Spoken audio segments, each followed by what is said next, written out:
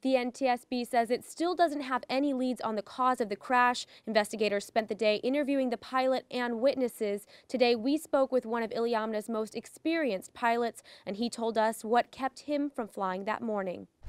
It's risk management flying in the bush. Jerry Jocks has been flying in this area for decades. He was up early that Tuesday morning. There was some mist and some clouds in the area, but here was good, and I know at the airport was good because that's where I got my report from. He was on the phone with Weather Service for a morning briefing when he heard the news of a deadly crash on East Wind Lake. It was a competitor's flight. Out of a place he's flown many times, in a plane he often flies. In the cockpit was a familiar pilot. Good, experienced pilot, very competent. In fact, all three of their pilots are very experienced, very competent pilots.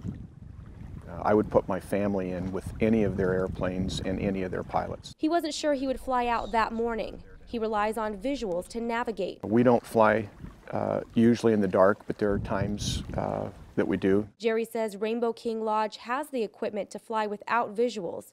He doesn't think weather was the problem. Usually when a prop hits and is at full power, the blades will curl forward.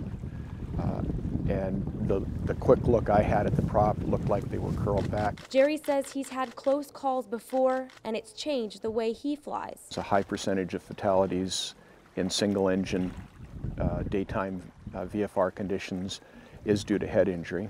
So we're one of the very few that have a helmet for every seat in every one of our aircraft. In a place where the weather can change in an instant, Jerry says flying in the bush is all about risk management.